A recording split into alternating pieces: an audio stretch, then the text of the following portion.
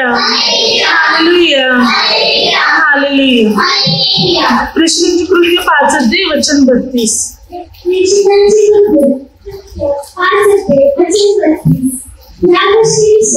आम्ही साक्षी आहोत आणि देवाने आपल्या पवित्र साक्षी आहे। Hallelujah hallelujah hallelujah. वचन घेतली पहा, प्रेषित या ठिकाणी म्हणत आहे की परमेश्वर पित्याने आज्ञा पाळणाऱ्या लोकांना जो पवित्र आत्मा दिलेला आहे तोही मात्र साक्षी आहे।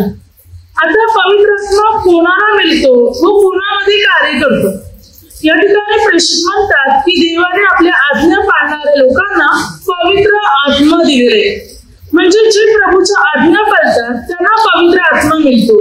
जे प्रभूच्या आज्ञेमध्ये चालतात ते पवित्र आत्म्याने भरले जातात। प्रत्येक माणसाला पवित्र आत्मा मिळतो किंवा प्रत्येक मनुष्य पवित्र आत्म्याने भरतो असं नाही।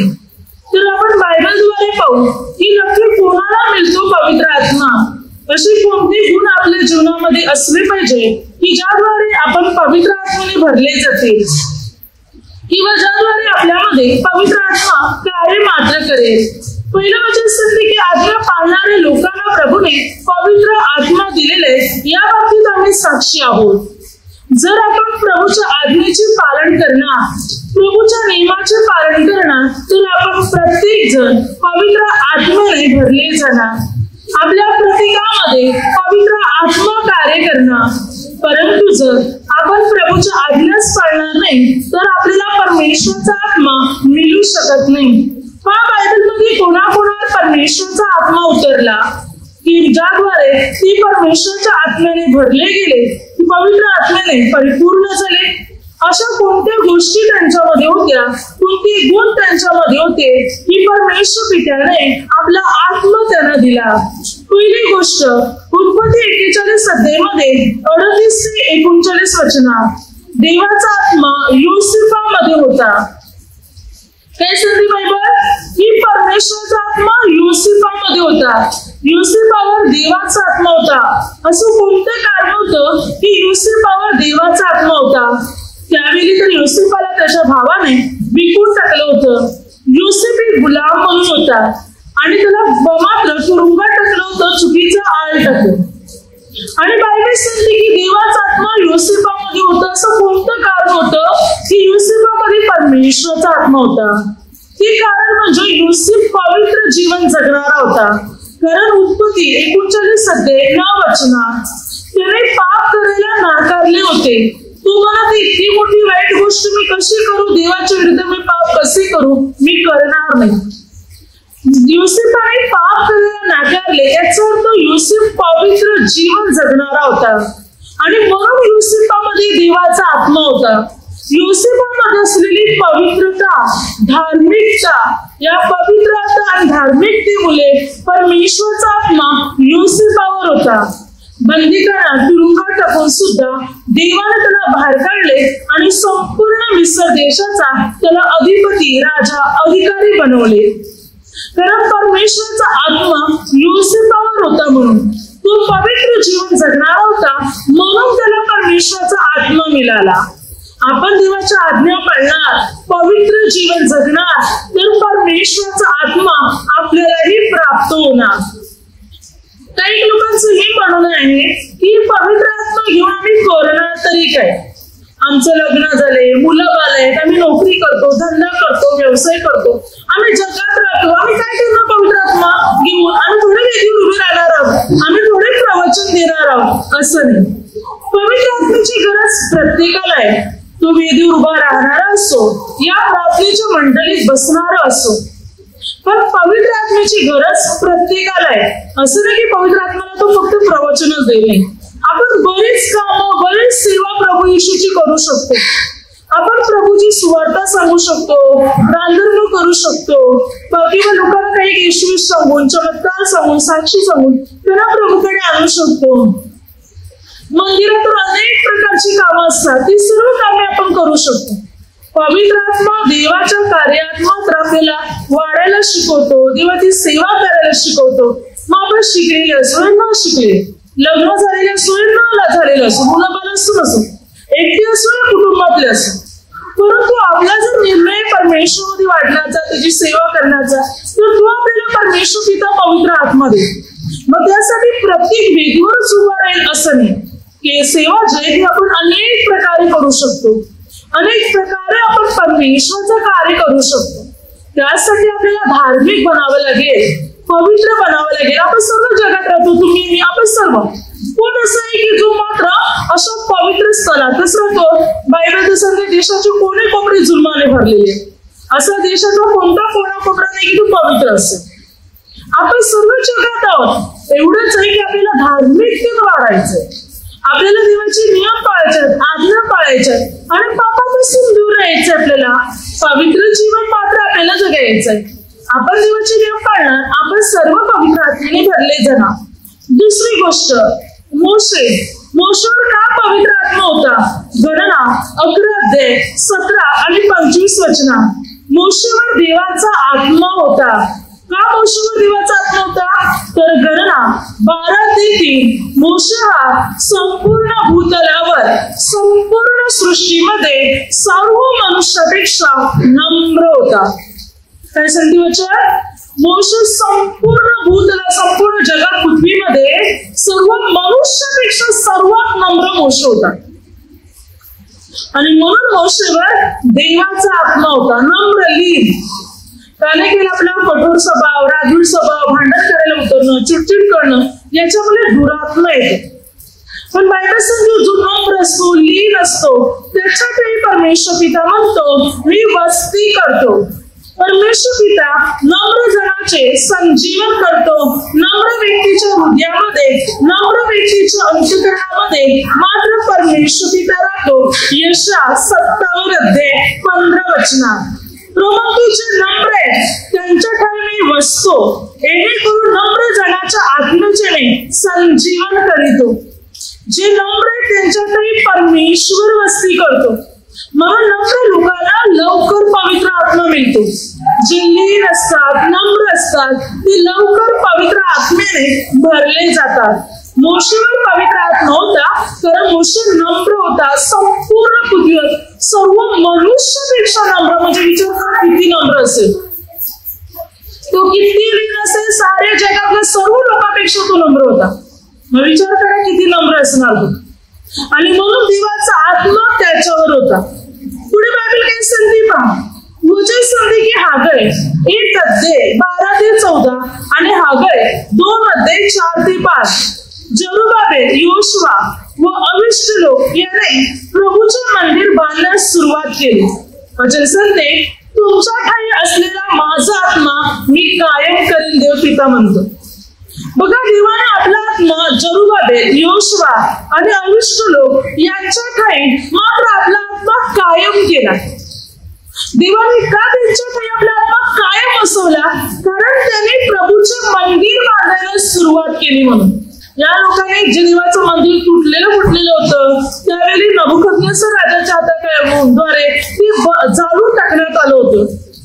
परंतु जरुबाबेल, योशुआ आणि अशा अनेक लोक त्यावेळी, जकर्या, हागय किंवा मात्र नहम्या, एज्रा, अशा अनेक लोक पुढे आले. त्याने पुढाकार घेतला आणि देवाचे मंदिर बांधायला सुरुवात केली.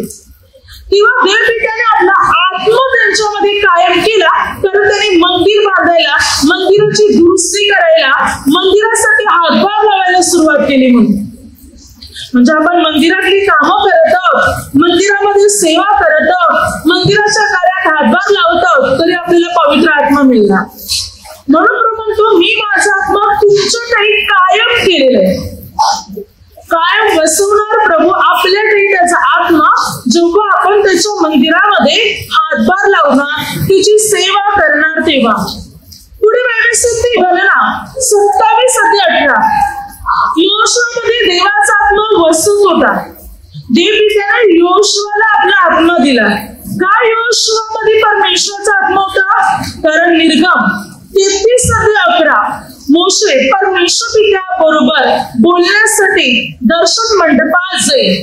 देवाशी बोलल्यावर तू तिथे निघून जाईल. परंतु योशुआ छावणीतच थांबत असे, मात्र छावणीकडे परत जात नसे. तू त्या दर्शन मंडपात थांबून राहायचा. आणखीन अनुभव, जास्त वेळ तो देवाच्या देवाच्या सानिध्यात राहायचा.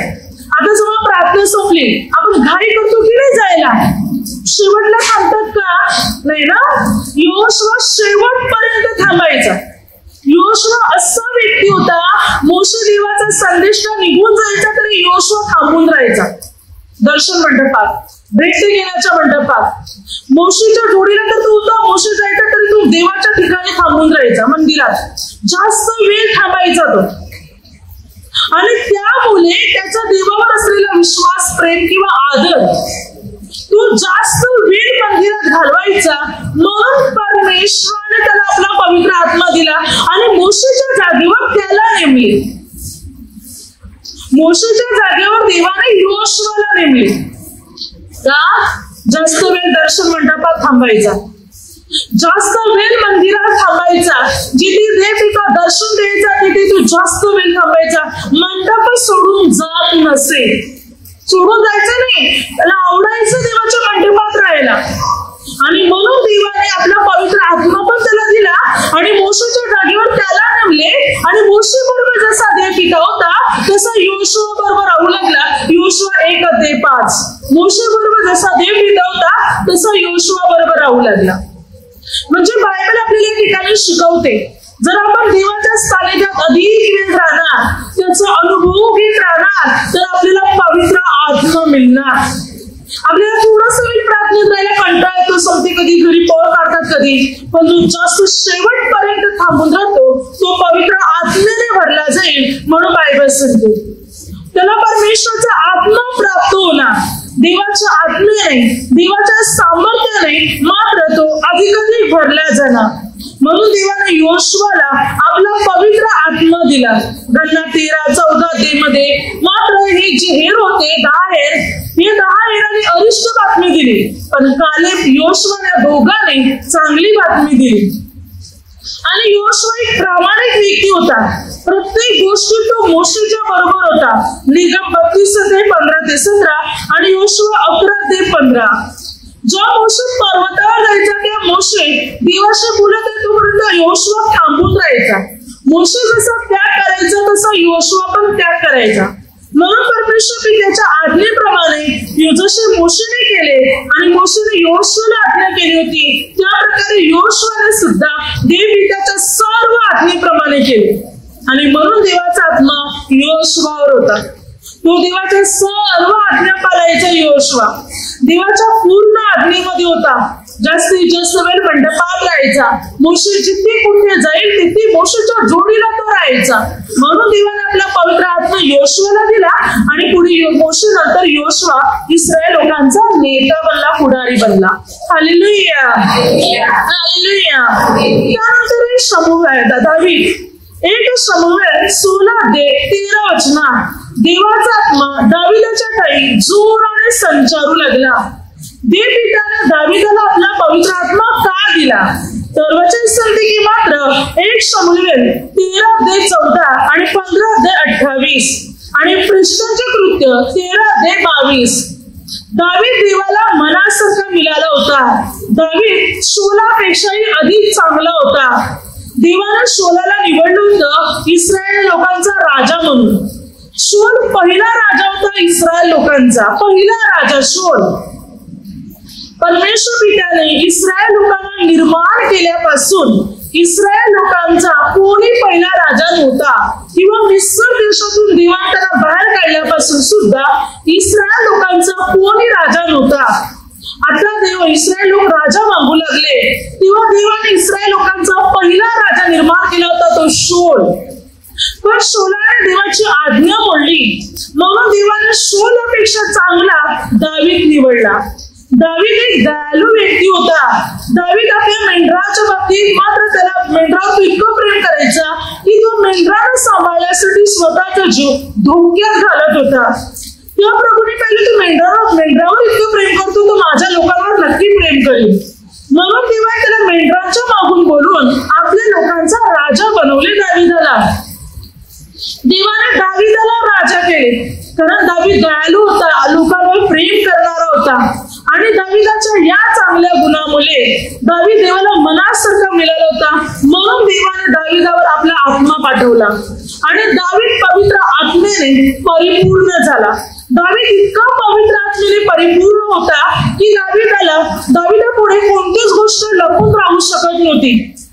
दाविदाच्या विरुद्ध कोणी कारस्थाने कट रचले तरी दाविदाला कळायचं, तरी दाविदाला समजायचं पवित्र आत्म्याच्या द्वारे.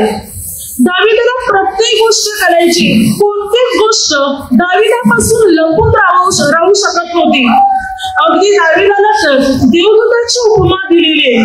दावीद देवदूतासारखा आहे असं सुद्धा अनेकांनी म्हटलेलं होतं. इतका दावीद चांगला व्यक्ती होता की दाविदाला इस्रायल लोकात आणि पलिष्ठांच्या देशात मात्र मान सन्मान मिळाला होता. इतके चांगले गुण दाविदामध्ये होते.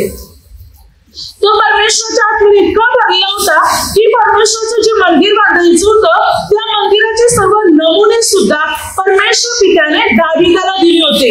नमुने म्हणजे काय, नक्ष म्हणजे काय, जसं की बघा एक घर बांधायचे, बिल्डिंग बांधायची, काही बांधायचे तर पहिला नक्षा तयार करावा लागतो. नमुना किती बांधायचं, किती फूट, किती लांबी, किती रुंदी, मग खोल्या किती, हॉल कुठे, किचन कुठे, हे सर्व आपण आखणी तयार करतो. एक नक्षा नमुना तयार केल्यानंतर नंतर तिकडे बांधकाम सुरू करणार, सर्व गोष्टी सुरू करणार. अगोदर एक नमुना काढावा लागतो.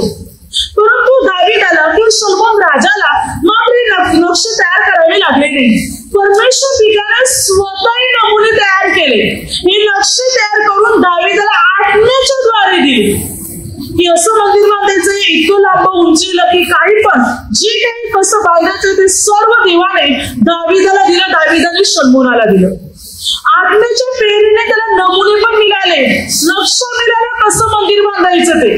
इतकं तो देवाच्या आत्म्याने परिपूर्ण होता, इतकं तो देवाच्या आत्म्याने भरलेला होता दावीद. म्हणून दाविदापासून कोणतीच गोष्ट लपत नव्हती, गुपित राहू शकत नव्हती. इतका दावीद चतुर होता, हुशार होता, बुद्धिमान होता. Hallelujah, hallelujah. म्हणून दावीद देवाला मनासारखा मिळाला होता. दावीदात असलेल्या चांगल्या गुणामुळे दावीद पवित्र आत्म्याने परिपूर्ण होता, परमेश्वराच्या आत्म्याने मात्र तो भरलेला होता. पुढे बायबल सांगते की दानिएल 4:18 वचन काय सांगते, नबूकदनेस्सर राजा दानिएलला काय म्हणते की पवित्र देवाचा आत्मा तुझ्या ठाई आहे. दानिएल मध्ये पवित्र देवाचा आत्मा होता. दानिएल 5:11-12, दानिएल 5:14 आणि 6:3. दानिएलवर परमेश्वराचा आत्मा होता. दानिएल परमेश्वराच्या आत्म्याने भरलेला होता. का? कारण दानिएल मध्ये कोणतीच चूक नव्हती. दानिएल विश्वासू होता. दानिएल 6:4, दानिएल प्रत्येक गोष्टीत विश्वासू होता आणि दानिएल मध्ये चूक शोधण्याचा प्रयत्न केला तरी चूक आढळली नाही. पहिली गोष्ट दानिएल मध्ये असलेला प्रामाणिकपणा, प्रत्येक गोष्टी तो प्रामाणिक होता. दुसरी गोष्ट दानिएल मध्ये कोणतीच चूक नव्हती. तिसरी गोष्ट तो पूर्ण आज्ञाधारक होता देवाचा.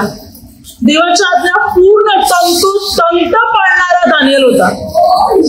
अगदी मात्र तो कसलाच विचार करायचा नाही, तो देवाच्या आज्ञेवर जास्त जोर द्यायचा. त्याने मरणाचा जीवनाचाही विचार केला नाही. इतके कठीण प्रसंग दानिएलच्या जीवनात आले तरी त्याकडे त्याने लक्ष दिलं नाही. त्याने नेहमी आपल्या जीवनात देवाच्या आज्ञेला, देवाच्या वचनाला जास्त महत्व दिले दानिएलने. म्हणून दानिएल जास्त पवित्र आत्मेने भरला होता. दानिएल भरपूर बुद्धिमान होता. दानिएल भरपूर हुशार होता. कोडी उकलणे किंवा कुठ प्रश्नांचा उलगडा करणे किंवा मात्र स्वप्नाचा अर्थ सांगणे किंवा गुपित असलेले प्रगट करणे किंवा मनातल्या गोष्टी जाणणे. नबूकदनेस्सर राजाच्या स्वप्नाचा स्वप्न जे नबूकदनेस्सर राजाला पडले होते ते स्वप्न त्याने प्रत्यक्ष पाहणे आणि अर्थ काढणे ही सर्व दानिएल मध्ये होती. अगदी जो लेख मात्र देवाच्या पुरुषाने लिहिला होता भिंतीवर बेलशस्सर राजाच्या वेळी, दानिएल 5 मध्ये, हा लेख कोणत्या ज्ञानी, ज्योतिषी, पंडित कोणाला वाचता आला नाही. पण तो लेख दानिएलच वाचू शकला आणि दानिएलनेच त्या लेखाचा अर्थ काढला. मने मने तकेल उपारसी. मने मने म्हणजे देवा तुझ्या राजाचा अंत केलेला आहे. तकेल म्हणजे तुला तागडे तोडलेले आहे कारण तू गुन्हा भरलेले आहे. आणि पेरेस म्हणजे तुझे राज्य लिहिलेले आहेत. अगदी त्याला तो लेख पण वाचता आला आणि लेखाचा अर्थ पण काढता आला. इतका बुद्धिमान होता तो, इतका तो पवित्र आत्म्याने भरला होता की नबुकदनेस्सर राजा, बेल्शस्सर राजा, दारावेश राजा, कोरेश राजा या चारही राजाच्या वेळी तो भाग्यात चढला. मात्र नबुकदनेस्सर आणि बेल्शस्सर राजे हे बॅबिलोन राजे होते. दारावेश आणि मात्र कोरेश हे पारसी राजे होते. या राजाच्या वेळी तो अगदी भाग्यात चढला गेला. राजाने त्याने बदलवलं, इतकं तो पवित्र आत्म्याने भरलेला होता. कारण त्याचे गुण चांगले होते. प्रामाणिकपणा, आज्ञाधारक, विश्वासपणा आणि चुकून सुद्धा त्याच्यात चूक सापडली नाही. इतकं त्याचं जीवन पवित्र आणि स्वच्छ होतं. आणि म्हणून तो इतका सामर्थ्याने आणि पवित्र आत्म्याच्या शक्तीने इतक्या प्रमाणात मात्र तो भरलेला होता. हालेलुया. वचन पुढे लूक 2:25-27 वचनापर्यंत सिमोन नीतिमान व भक्तिमान मनुष्य होता व त्याच्यावर पवित्र आत्मा होता. सिमोनाला का पवित्र आत्मा मिळाला होता? ज्याने मात्र बाल येशूला आशीर्वाद दिला मंदिरात. तो सिमोन नीतिमान आणि भक्तिमान होता.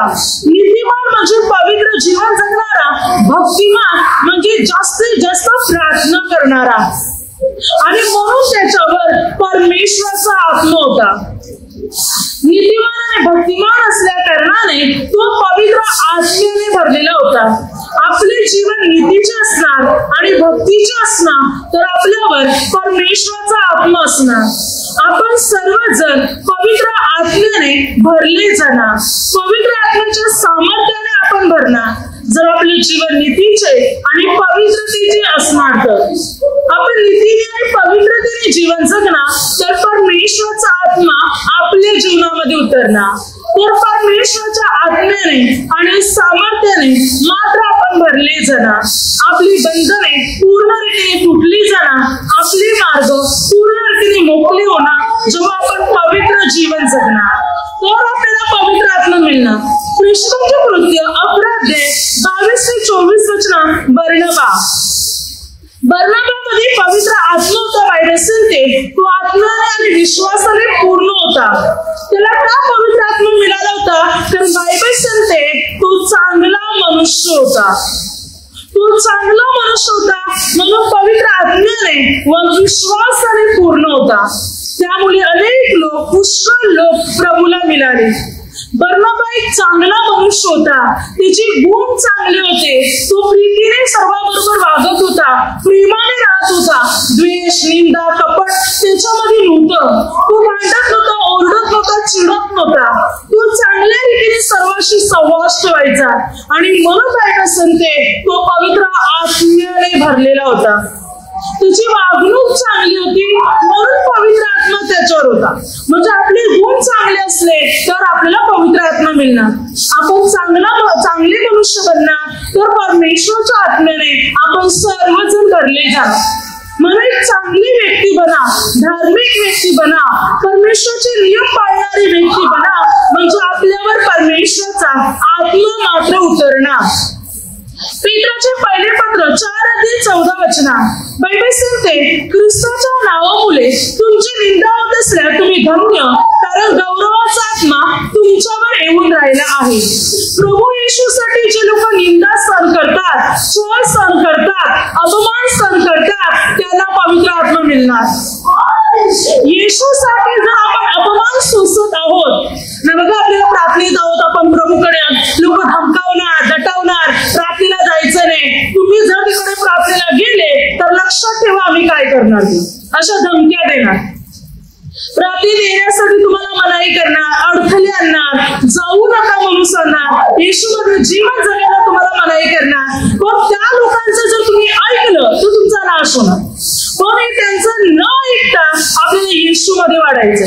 मग किती त्रास हो, किती छळ हो, किती अपमान हो, जर सहन करत आहोत तर पवित्र आत्मा मिळवणार. बायबल सांगते प्रभूच्या नावासाठी छळ, निंदा, अपमान, बदनामी, मारपीट किंवा जे काही सहन करणार त्याद्वारे गौरवाचा आत्मा, सन्मानाचा आत्मा आपल्यावर येऊन राहणार. परमेश्वर आपल्याला सन्मान देणार. लोक बदनाम करतील आपल्याला, पण येशू आपल्याला सन्मान देणार. येशूसाठी निंदा छळ सहन करणाऱ्याला पवित्र आत्मा मिळणार. ते तयार होतं प्रभू येशूसाठी अपमान सहन करायला, निंदा सहन करायला, तर आपण पवित्र आत्म्याने भरली जाणार, पवित्र आत्म्याच्या सामर्थ्याने भरणार. लूक 1:35 पवित्र माता मरीवर पवित्र आत्मा उतरला. वचन काय सांगते पहा, पवित्र आत्मा तुझ्यावर येईल आणि मात्र परमेश्वराचं सामर्थ्य तुझ्या छाया करेल. ज्याचा जन्म होईल त्याला पवित्र देवाचा पुत्र म्हणतील. म्हणजे प्रभू येशूचा जन्म पवित्र माता मरीच्या द्वारे झाला. तिच्यावर देवाचा आत्मा का उतरला? कारण मात्र तिचं जीवन पूर्ण पवित्र, स्वच्छ आणि शुद्ध होतं. पवित्र माता मरीमध्ये कोणतंही पाप नव्हतं, कोणती चूक नव्हती. पवित्रीकरण, पवित्रतेच्या द्वारे बघा ही कुमारी मुलगी पूर्ण पवित्र जीवन जगणारी होती. तिच्या पवित्रतेमुळे तिला पवित्र आत्मा मिळाला आणि देवाचा पुत्र तिच्या पुत्री जन्माला आला. आपलं जीवन पवित्र असणार, परमेश्वराच्या नियमात असणार, परमेश्वराच्या आज्ञेत असणार, तर परमेश्वराचा आत्मा आपल्या जीवनात उतरणार. परमेश्वराच्या आज्ञेने, सामर्थ्याने आपण भरले जाणार. पुढे बायबल सांगते इब्रिलोकास पत्र 6:4 ज्याने स्वर्गीय दानाची रुची घेतली, जे पवित्र आत्म्याचे वाटेकरी झाले. आता कोणाला पवित्र आत्मा मिळतो? ज्याने स्वर्गीय दानाची रुची, आवड, गोडी, ज्यांना देवाच्या राज्याची आवड आहे, प्रार्थनेची आवड आहे, मला स्वर्गात जायचं, मग मला देवामध्ये राहिलं पाहिजे, मला प्रार्थनेत राहिलं पाहिजे. जो प्रार्थनेची आवड बाळगतो, स्वर्गीय राज्याची आवड बाळगतो, तो पवित्र आत्म्याचा वाटेकरी होणार, तो पवित्र आत्म्याने भरला जाणार. ज्याला देवाच्या गोष्टीची आवड आहे, प्रार्थनेत राहायला आवडते, देवाची सेवा करायला आवडते, देवाच्या मंदिरात राहायला आवडते, त्याला पवित्र आत्मा मिळणार. गोडी, आपल्यामध्ये देवाविषयी गोडी असावी, आवड असावी. बघा काही त्यांना प्रार्थनेची आवड आहे, केंद्राची, काही त्यांना केंद्रात येऊन राहायला आवडते, जास्त वेळ प्रार्थनेत राहायला आवडते. असे जर गुण आपल्यामध्ये असले तर आपण पवित्र आत्म्याने जास्त भरले जाणार. योशुआ तर माहितीये जास्त वेळ मंडपात राहायचा म्हणून पवित्र आत्म्याने भरला गेला आणि मोशे नंतर तो नेता बनला इस्रायल लोकांचा. तर जे बायबल सांगते स्वर्गीय दानाची, स्वर्गीय राज्याची रुची घेणार, देवाच्या सेवेची आवड बाळगणार, त्यांना पवित्र आत्मा मिळणार. की मला देवाचं काम करायचंय, देवाचं कार्य करायचंय, देवाच्या नियमात मला चालायचंय, अशी इच्छा बाळगणार, तर पवित्र आत्म्याने आपण पूर्ण रीतीने भरले जाणार. परमेश्वराच्या सामर्थ्याने आपण भरले जाणार, परमेश्वराच्या शक्तीने मात्र आपण भरले जाणार. पुढे बायबल सांगते यशाया 42:1-4 प्रभू म्हणतो माझा सेवक याच्यातही मी माझा आत्मा घातलेला आहे, तो भांडणार नाही. वचन सांगते की मात्र तू न्यायाने आणि सत्याने चालेल आणि तो वचन सांगते त्याद्वारे परमेश्वराचा आत्मा त्याच्यावर आहे. तो आपल्या स्वर उंच करणार नाही, गवागवा करणार नाही, ओरडणार नाही किंवा बांधणार नाही, शांतीने राहील, तो शिस्तीमध्ये राहील, तो परमेश्वराची सेवा करत राहील आणि त्यामुळे परमेश्वराचा आत्मा त्याच्यावर येईल. म्हणजे जर आपण देवाचे नियम पाळले, प्रभूच्या आज्ञा जर आपण पाळल्या, तर आपल्यावर परमेश्वराचा आत्मा उतरणार. तर आपण सर्वजण परमेश्वराच्या आज्ञेने परिपूर्णरित्या भरले जाणार. तर आपण जर देवाचे नियमच पाळणार नाही, आज्ञाच पाळणार नाही, तर आपल्याला पवित्र आत्मा मिळणार नाही. चांगलं बनणार, धार्मिक बनणार, पवित्र बनणार, तर पवित्र आत्मा आपल्यावर येणार, तर आपण पवित्र आत्म्याने भरणार. प्रेषित प्रार्थना करत होते, प्रेषित 2:4 प्रार्थना करत होती म्हणून त्यांच्यावर पवित्र आत्मा उतरला. प्रेषितांची कृत्य 10:44-48 ते वचन ऐकत होते म्हणून त्यांच्यावर पवित्र आत्मा उतरला. वचनाची एक ओढ पाहिजे आपल्यामध्ये, वचन ऐकण्यासाठी उत्कंठा पाहिजे आपल्यामध्ये.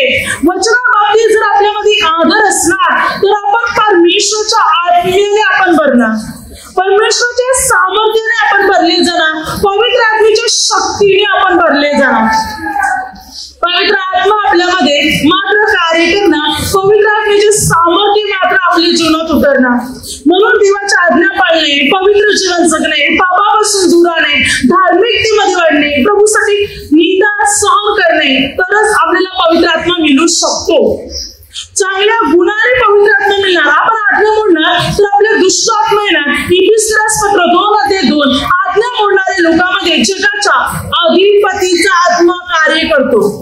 जगाचा अधिपती कोण आहे? सैतान.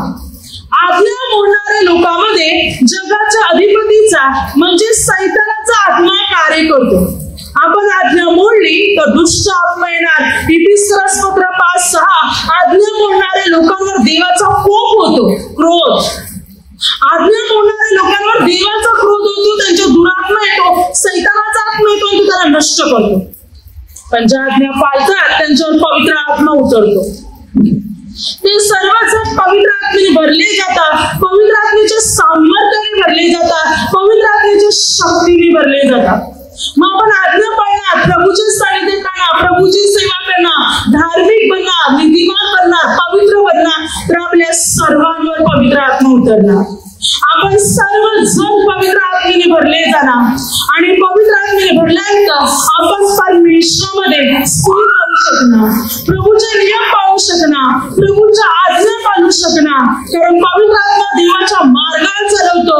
वचन संधी गलतीग्रस्त पत्र 5:16 वचन संधी आत्म्याच्या प्रेरणेने चालणारी व्यक्ती देह वासना पूर्ण करणारी, ती पापापासून वाईटापासून दूर राहणार. सूत्र संहिता 143:10 वचन संधी की परमेश्वराचा आत्मा आपल्याला सरळ मार्गावर चालवतो. म्हणजे देवाच्या आत्म्याच्या द्वारे आपलं जीवन स्वच्छ, पवित्र आणि शुद्ध बनलं जाणार. म्हणून आपल्या प्रत्येकामध्ये परमेश्वराचा आत्मा असणं फार गरजेचं आहे. परमेश्वराच्या आत्म्यासाठी उत्कंठा बाळगा, उत्तेजित बना, उल्हासित बना. प्रभूला सांगा, प्रभू मला तुमचा आत्मा द्या, मला तुमची सेवा करायची, मला कार्य करायचंय, तुमच्या कार्यामध्ये थोडा तरी मला हातभार लावायचंय, मला स्वर्गीय राज्यासाठी काहीतरी करायचंय. कारण तिकडे गेल्यावर येशू विचारणार आहे, मी तुला पाठवलं, तुला आयुष्य दिलं, तुला जीवन दिलं, तुला खाण्याकडे सर्व दिलं, तू माझ्यासाठी काय केलंस? काय उत्तर देतील प्रभू येशूला? ज्याने संपूर्ण आयुष्य दिलं, जीवन दिलं, सर्व दिलं, त्याच्यासाठी आपण काय केले? आपण कुटुंबासाठी, मुलाबाळासाठी, आई वडिलांसाठी, भाऊ बहिणीसाठी, याच्यासाठी त्याच्यासाठी सर्व केलं. येशूसाठी काय केलेलं आहे? येशूसाठी काय करत आहोत? येशू विचारणार आहे. काय उत्तर देतील? मग आताच वेळ आहे देवाच्या राज्यासाठी झटण्याची, परमेश्वरामध्ये जीवन जगण्याची आताच वेळ आहे. त्यासाठी आपल्याला परमेश्वराच्या मार्गावर लागायचंय. Hallelujah, hallelujah, hallelujah. आता माझ्या शब्दाद्वारे जे काही चुकलं असेल त्याबद्दल मला क्षमा असावी. Hallelujah, hallelujah, hallelujah.